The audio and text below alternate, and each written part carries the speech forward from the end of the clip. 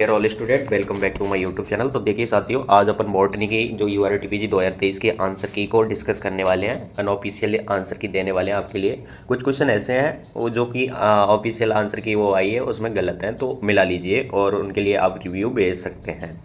तो साथियों, इसके बाद अपन लास्ट में कट ऑफ के बारे में जानकारी करेंगे और मैं मानता हूँ कि आपका पेपर बहुत अच्छा और शानदार जानदार हुआ होगा। तो देखिए, पहले क्वेश्चन की बात करते हैं कि कोशिका जैविकी के जनक कौन है। तो साथियों, इसकी बात करूं कि कोशिका जैविकी की बात हो जाए तो जॉर्ज एमिल पेलाडे। ठीक है, तो इसका जो राइट आंसर हो जाएगा A option is the correct answer. इसके बाद अपन बात करें किस अंग में आरएनए पाया जाता है, यानी किस कोशिकांग में, यानी कोशिका के अंग की बात हो रही है तो उसमें आरएनए पाया जाता है। तो मैं बताता देता हूँ कि राइबोसोम जो है उसमें आरएनए मिलेगा आपको।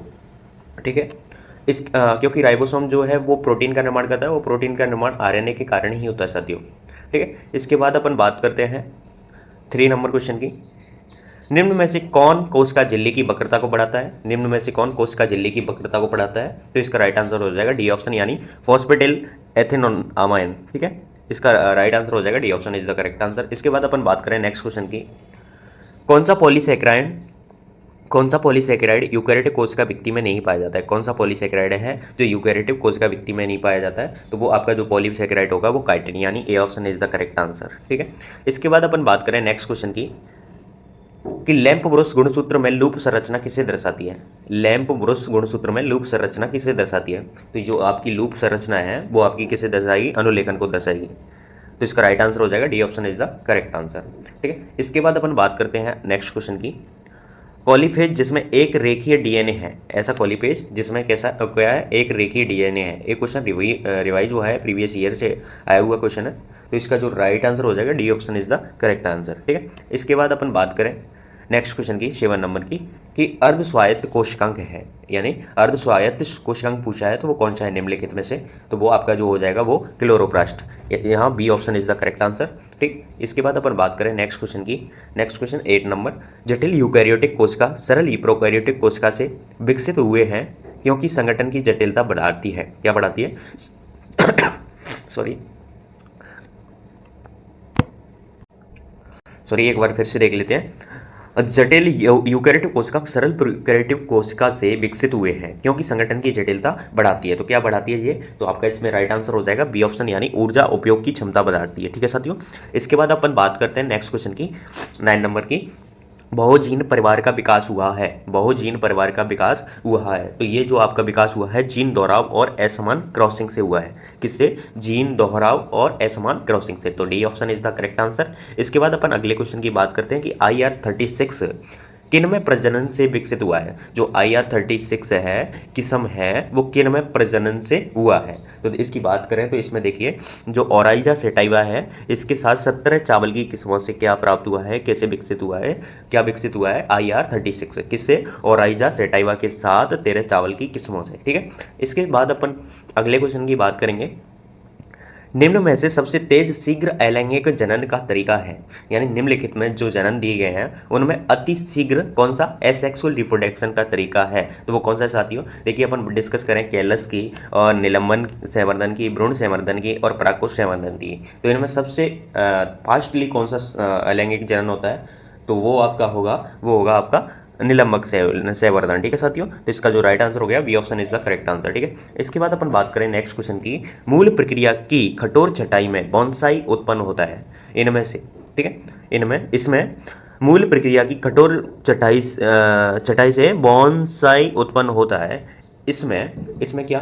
तो इसमें जो जल अवशोषण की कमी होती है, इसमें क्या होती है? जल अवशोषण की कमी होती है। तो B option is the correct answer. इसके बाद अपन बात करें नेक्स्ट क्वेश्चन की 13 की कि पौधों का कौन सा भाग विषाणु द्वारा संक्रमित नहीं हो सकता है? पौधों का कौन सा भाग है जो विषाणु के द्वारा, यानी वायरस के द्वारा क्या नहीं होता? संक्रमित नहीं होता है। पौधे का ऐसा कौन सा भाग है? तो वो जो आपका भाग हो जाएगा वो हो जाएगा शूट एपेक्स, यानी A option is the correct answer. इसके बाद अपन बात करते हैं अगले क्वेश्चन की। बैसिलस मेगाटेरियम का कार्य है, यानी बैसिलस मेगाटेरियम का कार्य क्या है? तो देखिए, बैसिलस मेगाटेरियम का जो कार्य है वो आपका हो जाएगा फास्फेट घुलनशीलता। ठीक है, तो C option is the correct answer. इसके बाद नेक्स्ट क्वेश्चन है एक ही क्षेत्र में अनेक खसाबों की उपस्थिति कहलाती है, यानी एक एरिया है उसमें क्या पाए जाते हैं, अनेक फ्लैजिला मिल रहे हैं, तो उसे अपन क्या कहेंगे, उसकी उपस्थिति क्या कहलाएगी साथियों, तो वो जो कहलाएगी वो कहलाएगी गुच्छ खसावी। क्या कहलाएगी, गुच्छ खसावी। तो B option is the correct answer. इसके बाद अपन बात करते हैं नेक्स्ट क्वेश्चन की, किसके द्वारा बोडो मिश्रण का संगठन दिया जाता है, किसके द्वारा जो बोडो मिक्सचर है उसका संगठन दिया गया था, उस साइंटिस्ट का नाम पूछा है साथियों। तो वो जो साइंटिस्ट है वो मिलार्डेट है, तो B option is the correct answer. ठीक है, इसके बाद अपन बात करें नेक्स्ट क्वेश्चन की, कि किस प्रजाति द्वारा फलों और सब्जियों के भंडारण में सड़ांध होती है, यानी ऐसी कौन सी प्रजाति है, कौन सी स्पीसीज है जिसके द्वारा फलों और सब्जियों में क्या हो जाती है, सड़ांध उत्पन्न होती है, तो वो जो प्रजाति है उसका नाम अपन बताएं तो वो क्या आ जाएगी, एस्परजिलस। तो D option is the correct answer. ठीक है, इसके बाद अपन बात करें नेक्स्ट क्वेश्चन की, कपास की जीवाणु झुलसा रोग किसके द्वारा होता है, कपास की जीवाणु झुलसा रोग किसके द्वारा होता है, तो ये जो रोग होता है वो आपका होता है जेंथोमोनास कैप्रिटिस। ठीक है, B option is the correct answer. इसके बाद अपन नेक्स्ट क्वेश्चन की बात करें कि जौ का लूज स्मिट किसके कारण होता है, जौ का लूज स्मिट जो रोग है वो किसके कारण होता है, तो वो 90 में बात करें, 19 में तो वो हो जाएगा आपका एस्टिगोलागुनोदा। ठीक है, C option is the correct answer. इसके बाद अपन बात करें नेक्स्ट क्वेश्चन की, नेक्स्ट क्वेश्चन है 20, बहुत कम बायोडिग्रेडेशन और वसायुक्त ऊतक के लिए मजबूत संबंध रखने वाले कीटनाशक हैं, तो वो जो कीटनाशक हैं वो कौन से हैं, तो उसकी बात करें तो ऑर्गेनो क्लोरीन। ठीक है, तो इसका राइट आंसर हो जाएगा A option is the correct answer. इसके बाद अपन बात करें नेक्स्ट क्वेश्चन की, पाउडरी मिल्ड्यू के विरुद्ध निम्नलिखित में से किस कवकनाशी का प्रयोग किया जाता है, पाउडरी मिल्ड्यू के विरुद्ध निम्नलिखित में से किस कवकनाशी का प्रयोग किया जाता है, तो वो जो आपका कवकनाशी हो जाएगा वो कौन सा हो जाएगा साथियों, ए ऑप्शन यानी सल्फर। ठीक है, इसके बाद अपन नेक्स्ट क्वेश्चन की बात करेंगे कि आलू का झुलसा रोग किसके कारण होता है, जो आलू है पोटैटो है उसमें जो झुलसा रोग है यानी ईयरली ब्लाइंड है वो किसके कारण होता है, तो उसकी बात करें तो उसकी जो किसके कारण होता है साथियों, वो होगा अल्टरनेरिया सोलानी। ठीक है, तो इसका राइट आंसर हो जाएगा A option is the correct answer. ठीक है, इसके बाद अपन बात करें नेक्स्ट क्वेश्चन की, कि निम्नलिखित में से कौन सा जहरीला मशरूम है, जहरीला मशरूम की बात हो रही है तो वो कौन सा हो जाएगा साथियों, तो 23 की बात करें तो उसमें हो जाएगा आपका एमानीटा फ्लोराइड्स। ठीक है, तो इसका राइट आंसर हो जाएगा B option is the correct answer. इसके बाद अपन बात करेंगे नेक्स्ट क्वेश्चन की, प्लाज्मोडायस्फोरा में अर्धसूत्री विभाजन कब होता है, प्लाज्मोडायस्फोरा में अर्धसूत्री विभाजन कब होता है, तो जो ये अर्धसूत्री विभाजन है वो माध्यमिक प्लाज्मोडियम में होता है। ठीक है, तो B option is the correct answer हो गया। इसके बाद नेक्स्ट क्वेश्चन की बात करेंगे, संश्लेषित डीएनए का संश्लेषण होता है, संश्लेषित डीएनए का जो संश्लेषण है वो कहाँ मिलेगा, कैसे होता है, तो उसकी बात करें 25 की, तो उसमें जो ए ऑप्शन है यानी लैब में बिना किसी टेम्पलेट के होता है, डीएनए संश्लेषित डीएनए का संश्लेषण किस प्रकार से होता है, तो वो लैब में बिना किसी टेम्पलेट के कारण होता है साथियों, कर सकते हैं अपन। ठीक है, निकोटियाना ग्लूका और निकोटियाना लेडसडोर्फी के बीच प्रोटोब्लास्ट संलयन किसके द्वारा प्राप्त होता है, तो ये जो है वो किसके द्वारा प्राप्त होता है, प्राप्त किया गया था, किसके द्वारा प्राप्त किया गया था, तो वो साथियों जो प्राप्त किया गया था वो आपका कार्लसन के द्वारा, कार्लसन के द्वारा प्राप्त किया गया था साथियों। इसके बाद अपन बात करें नेक्स्ट क्वेश्चन की, डीएनए सीक्वेंस है, जो डीएनए है, डीएनए का सीक्वेंस है वो उसकी बात हो रही है। तो 27 की बात करें तो देखिए डीएनए टुकड़ों का न्यूक्लियोटाइड या आधार अनुक्रम है। ठीक है, डीएनए का जो सीक्वेंस है वो किस प्रकार का है कि डीएनए टुकड़ों का न्यूक्लियोटाइड या आधार अनुक्रम है। ठीक है साथियों, इसके बाद अपन नेक्स्ट क्वेश्चन की बात करेंगे कि निम्नलिखित में से कौन सा प्रतिबंध एंजाइम पहचान स्थल हो सकता है, निम्नलिखित में से कौन सा प्रतिबंध एंजाइम पहचान स्थल हो सकता है, तो ऐसा कौन सा है जो पहचान स्थल हो सकता है, निम्नलिखित में से बात की जा रही है। तो 28 की बात करें तो आपका जो ATGCAT है ए ऑप्शन यानी A option is the correct answer हो जाएगा। इसके बाद अपन नेक्स्ट क्वेश्चन की बात करें कि प्लाज्मिड वेक्टर किसके द्वारा क्लोन किया जाता है, प्लाज्मिड वेक्टर किसके द्वारा क्लोन किया जाता है, तो ये जो आपका किया जाता है वो किया जाता है एंडोन्यूक्लियस का। ठीक है, इसके बाद नेक्स्ट क्वेश्चन की बात करें 24 कैसे आ गया, ये तो बात होगी साथियों, सॉरी माय मिस्टेक। 30 की बात करेंगे, निम्नलिखित में से किस वैज्ञानिक ने 1993 में पीसीआर के विकास में नोबेल पुरस्कार प्राप्त किया था, यानी पॉलीमरेज चेन रिएक्शन की बात हो रही है, तो उसमें 1993 में यानी कौन से साइंटिस्ट थे जिन्होंने नोबेल पुरस्कार प्राप्त किया था, तो वो आपके जो साइंटिस्ट थे वो थे कैरी मूलस। ठीक है, ये जूलॉजी में भी पूछा गया था 2023 में ही। ठीक है, इसके बाद अपन बात करते हैं नेक्स्ट क्वेश्चन की। 140 केवी आकार के यूकैरियोटिक डीएनए को सम्मिलित करने के लिए सबसे स्थिर वेक्टर है, सबसे स्थिर वेक्टर कौन सा हो जाएगा साथियों? तो वो आपका YAC हो जाएगा। कौन सा? YAC, B is the correct answer. इसके बाद अपन बात करें बीटी कपास में शामिल है, बिल्कुल सिंपल क्वेश्चन आया है कि बीटी कपास में शामिल है, कौन सा जीन शामिल है? तो बीटी कपास में जो जीन है वो क्राई जीन हो जाएगा। ठीक है साथियों, B option is the correct answer. इसके बाद अपन बात करें नेक्स्ट क्वेश्चन की कि ZDNA है, जो ZDNA है वो एक किस प्रकार का डीएनए है? तो 12 बेस प्रति टर्न के साथ लेफ्ट हैंडेड हेलिक्स। ठीक है, ये option is the correct answer. ठीक है साथियों, इसके बाद अपन बात करते हैं नेक्स्ट क्वेश्चन की। नेक्स्ट क्वेश्चन 34, प्रतिकृति अवरोधक है, जो प्रतिकृति अवरोधक है तो वो सिप्रोफ्लॉक्सिन प्रकार का अवरोधक है। ठीक है, इसका राइट आंसर हो जाएगा C option is the correct answer. इसके बाद अपन बात करते हैं 35 की, कौन सा सिग्मा कारक ऊष्मा स्तर है? तो कौन सा सिग्मा कारक है? वो ऊष्मा स्तर है, तो वो है आपका 35 की बात करें तो वो है आपका सिग्मा 32। तो D option is the correct answer. इसके बाद अपन बात करें अगले क्वेश्चन की तरफ कि वेलिन का mRNA कोडॉन है, वेलिन का mRNA कोडॉन कौन सा हो जाएगा साथियों? 36 की बात करें तो वो हो जाएगा आपका GUC। ठीक है, GUC, A option is the correct answer. इसके बाद अपन नेक्स्ट क्वेश्चन की तरफ आगे बढ़ते हैं। मिक्सोजेंथोफिल और मिक्सोजेंथिन पाया जाता है, तो ये आपका जो मिक्सोजेंथोफिल और मिक्सोजेंथिन कहाँ मिलेगा साथियों? 37 की बात करें तो ये मिलेगा आपका साइनोफाइसी में। कहाँ मिलेगा साथियों? साइनोफाइसी में। ठीक है, इसके बाद अपन नेक्स्ट क्वेश्चन की बात करें कि निम्नलिखित शैवाल का उपयोग जैव उर्वरक के रूप में किया जाता है, यानी नीचे जितने भी शैवाल हैं उनमें से ऐसा कौन सा शैवाल है जिसका उपयोग किस में करते हैं अपन? जैव उर्वरक के रूप में करते हैं, तो वो आपका एनावीना हो जाएगा। क्या हो जाएगा साथियों? एनावीना, यानी D option is the correct answer. Globule और न्यूक्लियड निम्न में से देखा जाता है, बिल्कुल इंपोर्टेंट फर्स्ट ईयर से आया हुआ क्वेश्चन है कि ग्लोब्यूल और न्यूक्लियड निम्न में से देखा जाता है। तो इसकी बात करें 39 की, तो इसका जो राइट आंसर हो जाएगा आपका कारा। कारा में आपकी जो कारा है एलगी है, इसमें ग्लोब्यूल और न्यूक्लियड आसानी से देखा जा सकता है। ठीक है, इसके बाद अपन बात करें पामेला अवस्था पाई जाती है, जो पामेला अवस्था है वो 40 की बात कर रहे हैं, 40 नंबर क्वेश्चन की बात कर रहे हैं। जो पामेला अवस्था है वो कहाँ मिलेगी आपको? वो मिलेगी आपको क्या लिख रहा है? क्लेमिडो मोर्नेस में। ठीक है, इसका राइट आंसर हो जाएगा A option is the correct answer. ठीक है साथियों, इसके बाद अपन बात करते हैं 41 की कि लाइकेन में लैंगिक जनन किसके द्वारा होता है? लाइकेन जो है उसमें लैंगिक जनन की बात करें तो वो किसके द्वारा मिलेगा साथियों? तो वो कवक के द्वारा मिलेगा। ठीक है, फंजाई के द्वारा मिलेगा साथियों। ठीक है, इसके बाद अपन अगले क्वेश्चन की तरफ बढ़ते हैं। लाइकेन निर्माण में शामिल शैवाल का प्रमुख समूह है, लाइकेन निर्माण में शामिल शैवाल का प्रमुख समूह है, तो शामिल शैवाल का जो प्रमुख समूह है वो क्या है? नील हरित शैवाल। ठीक है साथियों, तो इसका राइट आंसर हो जाएगा C option is the correct answer. इसके बाद अपन बात करते हैं अगले क्वेश्चन की तरफ 43। ब्रायोफाइट्स में स्पोर मदर सेल्स हैं, जो ब्रायोफाइट है उसमें स्पोर मदर सेल्स हैं तो वो होगी डिप्लॉइड प्रकार की, यानी B option is the correct answer. ठीक है, इसके बाद अपन अगले क्वेश्चन की बात करें कि प्रोटोनीमा का निर्माण देखा जाता है, तो वो प्रोटोनीमा है वो उसका निर्माण कहाँ देखा जाएगा? तो वो देखा जाएगा स्फांगनम में। ठीक है, इसके बाद अपन बात करते हैं नेक्स्ट क्वेश्चन की कि मॉस में संवहन ऊतक बना होता है, जो मॉस होते हैं उनमें संवहन ऊतक बना होता है। ठीक है, तो उसमें संवहन ऊतक किस प्रकार का बना होगा? तो 45 की बात करें तो उसमें जो पेरेन्काइमा प्रकार का बना होगा। ठीक है, पेरेन्काइमा टाइप का संवहन ऊतक होगा मॉस में। मर्चेंटिया में इलेटर्स हैं, मर्चेंटिया की बात हो रही है कि मर्चेंटिया में इलेटर्स किस प्रकार के होते हैं? तो मर्चेंटिया में जो इलेटर्स हैं वो साथियों आपके दो एक गुणित यानी डायप्लॉइड प्रकार के होंगे। कैसे प्रकार के होंगे? डिप्लॉइड प्रकार के होंगे। रिक्सिया में स्पोरोफाइट बना होता है, जो रिक्सिया होते हैं उनमें जो स्पोरोफाइट होता है वो किससे बना होता है? तो जो स्पोरोफाइट होता है वो किससे बना होता है? तो वो बना होता है आपका सिर्फ कैप्सूल से। किसके साथियों? कैप्सूल से। ये आपके प्रैक्टिकल यानी फंजाई के जो प्रैक्टिकल होते हैं उनसे बहुत ज़्यादा क्वेश्चन आए हुए हैं, और अगर महाराजा या महारानी कॉलेज में तो प्रैक्टिकल आपने अटेंड किए हैं तो आपको बहुत फ़ायदा मिला होगा। स्पिरुलिना किसके रूप में प्रयोग किया जाता है? स्पिरुलिना किसके रूप में प्रयोग किया जाता है? तो ये जो 48 की बात करें तो ये किया जाता है एकल कोशिकाएं प्रोटीन। ठीक है, तो D option is the correct answer. इसके बाद अपन बात करें नेक्स्ट क्वेश्चन 49। इक्विसीटम शुक्राणु है, तो इक्विसीटम जो शुक्राणु है वो किस टाइप का शुक्राणु है? तो वो आपका हो जाएगा अनेक कसावी। ठीक है साथियों, मल्टीफ्लैजिलेट।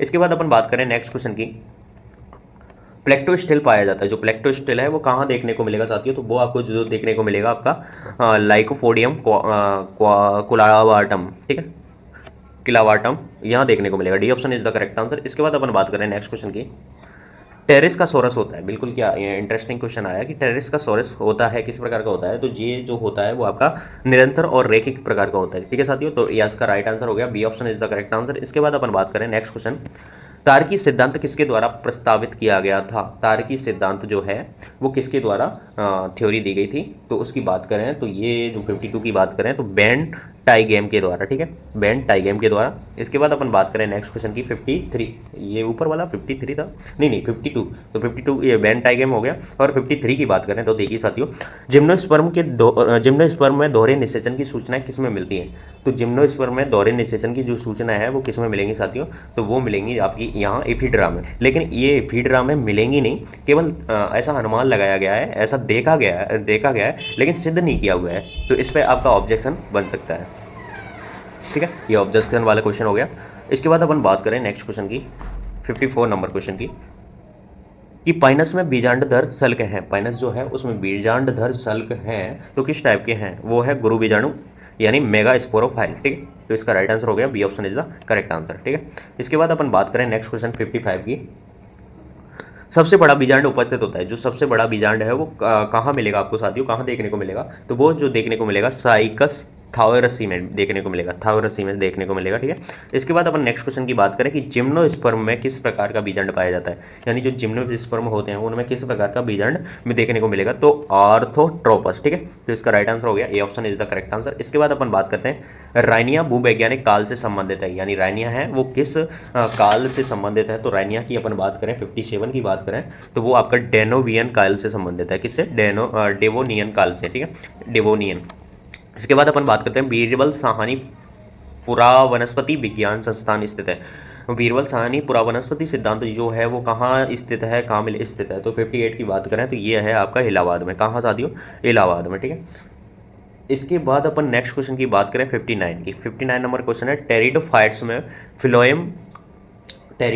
में फ्लोएम सकी कोसाएं रहित होते हैं, तो इसका राइट आंसर हो जाएगा B option is the correct answer, ठीक है, सकी कोसाएं और रहित होते हैं। इसके बाद अपन का नेक्स्ट 60 क्वेश्चन है कि बीजों में पंख लगे होते हैं, यानी नीचे जो ऑप्शन है उनमें से किस में जो पंख मिलेंगे आपको देखने को? तो वो मिलेंगे आपके पाइनस में, किस में साथियों? पाइनस। तो ये option is the correct answer है।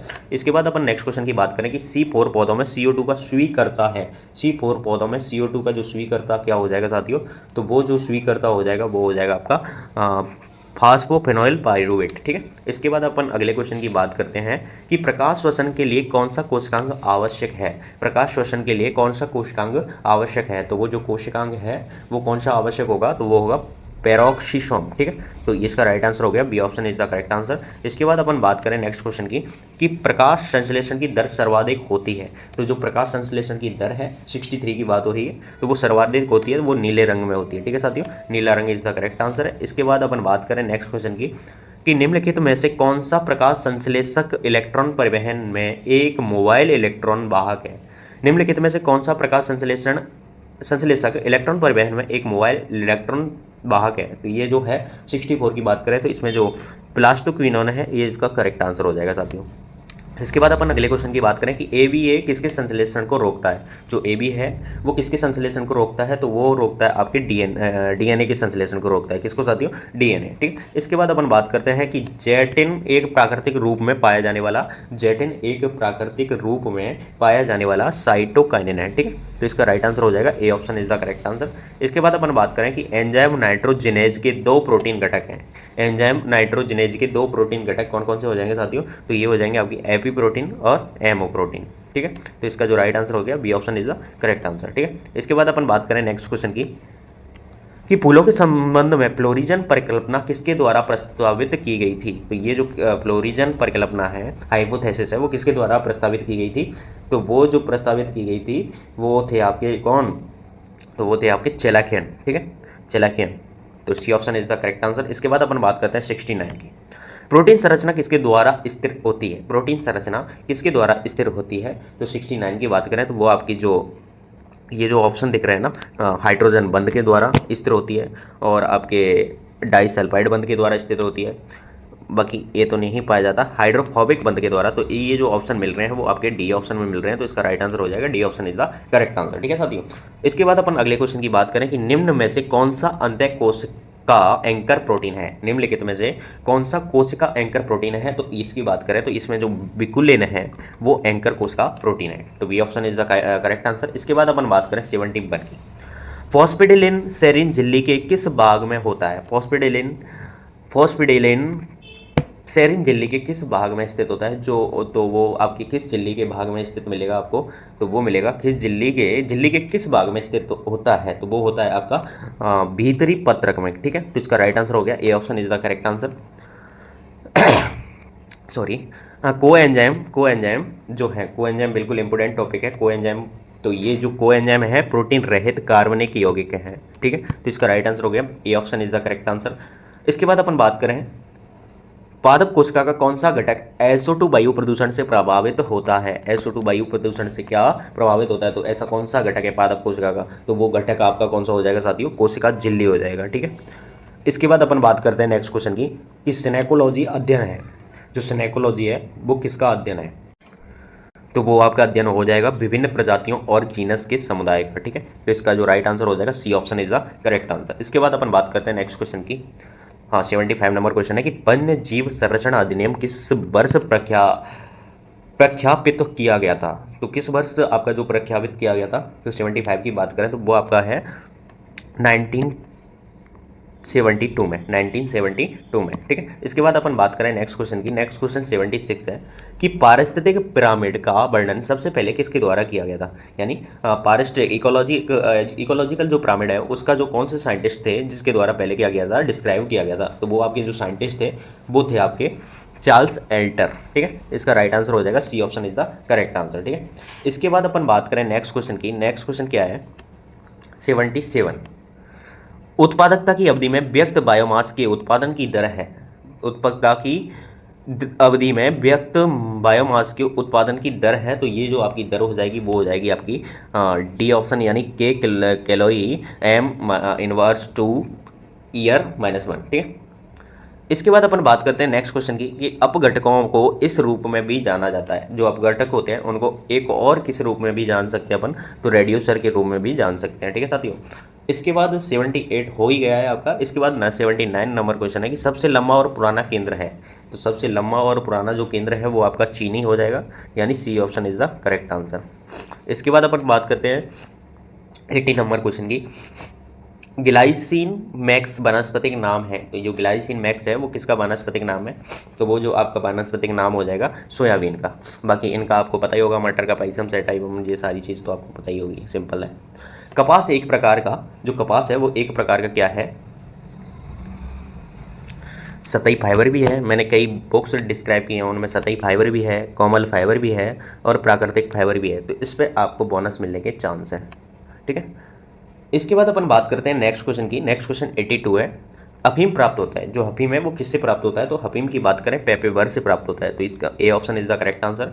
इसके बाद अपन बात करते हैं अगले क्वेश्चन की 83, गेहूं में कार्बोहाइड्रेट का प्रतिशत होता है। जो गेहूं होते हैं उसमें कार्बोहाइड्रेट का जो प्रतिशत है वो कितना मिलेगा साथियों? तो वो मिलेगा आपका, कितना होता है वैसे होता है 60 से 78 के बीच होता है। ठीक है, तो देखिए ये किस ऑप्शन में देखने को मिल रहा है? तो ये आपका ए ऑप्शन में देखने को मिल रहा है, तो इसका राइट आंसर हो जाएगा ए ऑप्शन। इसके बाद अगला क्वेश्चन है कि निम्नलिखित में से कौन हैदराबाद में स्थित होता है? तो निम्नलिखित में से कौन हैदराबाद में स्थित है? तो इसकी बात करें 84 की, तो वो जो आपका ऑप्शन हो जाएगा सी, यानी CCMB जो है इसका करेक्ट आंसर है। 85 की बात करें कि ड्रेसिना में द्वितीयक संवहनी बंडल है। ड्रेसिना में द्वितीयक संवहनी बंडल है, तो ड्रेसिना में जो द्वितीयक संवहनी बंडल है वो कौन सा है? सकेंद्रित संवहनी बंडल। इसके बाद अपन बात करें नेक्स्ट क्वेश्चन की, कॉर्क कोशिकाएं किसकी उपस्थिति के कारण गैसों और पानी के लिए अवैध हैं? जो कॉर्क कोशिकाएं हैं उनमें ऐसी क्या चीज़ पाई जाती है जिससे उनमें गैस और पानी आता नहीं है? ठीक है, तो ऐसी जो कोशिकाएं हैं वो है आपकी सुबेरिन। ठीक है, तो C option is the correct answer है। इसके बाद अपन बात करते हैं इंटरजाइलरी प्लोएम पाया जाता है। इंटरजाइलरी जो प्लोएम है वो पाया जाता है, तो 87 की बात करें तो ये जो पाया जाता है साल्वाडोरा पर्सिका। तो इसका राइट आंसर हो गया C option is the correct answer. 88 number question है कि मुक्तिक मोटाई के साथ जुड़े हुए हैं। मुक्तिक मोटाई के साथ जुड़े हुए हैं, तो ये जो जुड़े हुए हैं वो फ्लोएम के द्वारा जुड़े हुए हैं। ठीक है साथियों, तो इसका राइट आंसर हो जाएगा बी। की बात करें कि पौधों में घेरा किसकी उपस्थिति के कारण बनता है? यानी जो पौधे होते हैं प्लांट, उनमें जो घेरा होता है, तने में घेरा होता है, वो किसकी उपस्थिति के कारण होता है, जिससे अपन पौधे की एज का पता कर सकते हैं? तो वो 89 का राइट आंसर क्या हो जाएगा साथियों? यानी बी ऑप्शन, यानी पार्श्व विभज्युतक के द्वारा होता है। इसके बाद अपन बात करते हैं जड़ में विषम द्वितीयक वृद्धि की घटना का उदाहरण है। जड़ में विषम द्वितीयक वृद्धि की घटना का उदाहरण है, तो ये जो घटना है उसका उदाहरण हो जाएगा सी ऑप्शन यानी बीटा वल्गरेरिस। ठीक है, इसके बाद अपन बात करें नेक्स्ट क्वेश्चन की 91। पौधे की फाइबर कोशिकाएं किस प्रकार की होती हैं? पौधे की जो फाइबर कोशिकाएं 91 की बात हो रही है, तो वो किस प्रकार की होती है? तो वो होती है स्क्लेरेन कायमा। ठीक है, तो इसका राइट आंसर हो जाएगा C option is the correct answer. इसके बाद अपन 92 की बात करें कि एपोकार्पस जायंग पाया जाता है। जो एपोकार्पस है वो जायंग कहाँ देखने को मिलेगा साथियों? तो वो मिलेगा आपका रेनन-कुलेसी वर्ग में। ठीक है, इसके बाद अपन बात करते हैं नेक्स्ट क्वेश्चन की 93। निम्नलिखित में से कौन सा युग्म गलत है? तो गलत छांटना है, आपको चूज करना है। तो 93 की बात करें तो देखिए, रेसिम सरसों में मिलेगा, बिल्कुल सही है। स्पाई अर्जीरांथस में मिलेगा, बिल्कुल ये भी सही है। बाकी कन्फोनड एम्बेल जो प्लाज में नहीं मिलेगा, ये गलत है। और स्पेंडेक्स मूसा में ही मिलेगी। तो इसका जो करेक्ट आंसर हो गया C option is the correct answer. ठीक है साथियों, इसके बाद अपन बात करते हैं नेक्स्ट क्वेश्चन की। संवहनिक एमियन पैदा होता है, जो संवहनिक एमियन है वो पैदा होता है, किससे पैदा होता है? तो 94 की बात करें तो द्वितीयक जाइलम और द्वितीयक फ्लोएम के द्वारा पैदा होता है। ठीक है, इसके बाद अपन बात करते हैं नेक्स्ट क्वेश्चन की। सैम के पौधों की पत्ती में नहीं पाया जाता है। सैम है, उसके पौधों की पत्ती में क्या नहीं मिलेगा आपको? बात रंध्र नहीं मिलेगा। सैम के पौधों की पत्ती में क्या नहीं मिलेगा साथियों? बात रंध्र नहीं मिलेगा। और बात रंध्र कहाँ पाए जाते हैं? आपको सभी को पता है कि तने पर पाए जाते हैं। केले का खाने योग्य भाग है, केले का जो खाने योग्य केले है उसका खाने योग्य का भाग है, आप डेली खाते होंगे कई लोग, तो उसका जो खाने योग्य भाग है एंडोकार्प या कम विकसित मीसोकार्प। तो इसका राइट आंसर हो गया D option is the correct answer. 97 number question है कि किसके द्वारा टाइफा यानी टाइफेसी सबसे पुरानी फैमिली मानी जाती है?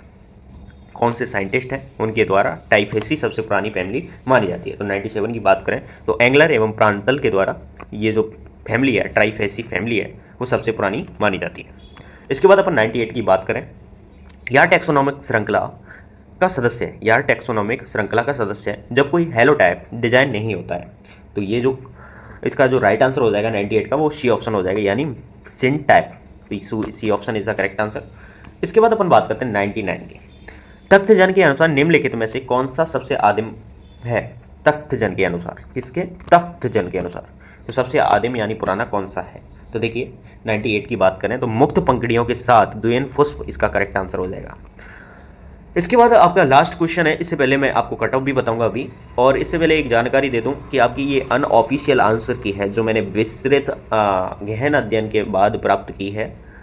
तो अनऑफिशियल आंसर की, और जो आपकी जो आंसर की UAR ने जो अपलोड की है उसमें थोड़ा मिस्टेक हो सकता है, लेकिन ये वाली जो मैंने बताई वो करेक्ट है। आप अपने क्वेश्चनों को रिवाइज आंसर की में इस प्रकार की आने वाली है। हाँ, नेक्स्ट क्वेश्चन है कि शाइनोवैसिक शैली किस परिवार में देखी जाती है? ठीक है, गाइनोवैसिक शैली जो किस परिवार में मिलेगी, किस फैमिली में मिलेगी? तो ये जो आपकी फैमिली में मिलेगी वो मिलेगी लेमिएसी में। ठीक है साथियों, तो ये आपके जो क्वेश्चन है वो सारे के आंसर बता दिए हैं, आंसर की बता दिया। इसका डिस्क्राइब मैं अगली वीडियो में लेकर आऊँगा। ठीक है, विस्तृत वर्णन करेंगे आराम से। अभी आपको आंसर की ज़रूरत ज़्यादा थी तो इसलिए आंसर की करवाई है। तो देखिए बॉटनी की कट ऑफ देख लेते हैं कितनी परसेंटेज जाने वाली है। तो देखिए बॉटनी का थोड़ा सिंपल सा क्वेश्चन पेपर आया था, तो जनरल के लिए तो आप 70+ मान सकते हैं। ठीक है, बाकी OBC के लिए 68% आपकी बन रही है। कौन सी मिला के? आपके पेपर के मार्क्स और आपके जो ग्रेजुएशन के मार्क्स, पेपर के मार्क्स और किसके? ग्रेजुएशन के, प्लस ग्रेजुएशन के मार्क्स। पेपर के कितने? 70% और ग्रेजुएशन के कितने? 30%। अगर दोनों परसेंट में आपके इतने नंबर आ रहे हैं कैटेगरी वाइज तो आपका सिलेक्शन श्योर है। ठीक है, तो SC कैटेगरी में आपके 65 अगर % बन रहे हैं तो आप अप्लाई कीजिएगा, और ST कैटेगरी में हो तो आप 60 के अब बन रहे हैं तो अप्लाई कीजिएगा। ऊपर नीचे हो सकता है, करेक्ट एग्जैक्ट नहीं है, लेकिन इतना कट ऑफ जाने के चांसेज हैं। तो बाकी अगर नंबर की बात करें, अगर पेपर में सर नंबर की बात बता दूँ तो मैं बात बताता हूँ, अगर पेपर में आपके 60 और 55 से ऊपर नंबर हैं तो आप अप्लाई करे बगैर मत रहिएगा, बिल्कुल अप्लाई कीजिएगा। आपकी सिलेक्शन की ये कैटेगरी वाइज तो गारंटी है, लेकिन ये तो आपको ही पता होगा कि आपके कौन सी कैटेगरी में आते हैं और इतने मार्क्स आ रहे हैं। तो ठीक है साथियों, और भी कोई डाउट हो तो मुझे कमेंट कर सकते हैं, मैं आपका रिप्लाई करूँगा। Thanks for watching this video. Like, comment और शेयर करना ना भूले साथियों, इतनी हेल्प कर रहे हैं आपके लिए। थैंक यू, मिलते हैं नेक्स्ट वीडियो के अंदर।